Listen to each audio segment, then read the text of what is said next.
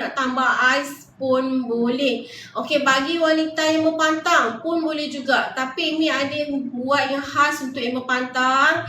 Yang itu ada dekat dalam tu, yang 1 liter tu, yang itu hanya ambil sehari 2 sudu sahaja. Kalau yang berpantang pun boleh minum kita punya jus kita sendiri minum. Kita minum dulu, memang kita tahu sendiri feedback kita. Bahan-bahan natural ni okey dan baru kita jual. Okey. Kita ada jus jamu manjakani plus, kita ada jus jamu tongkat ali plus.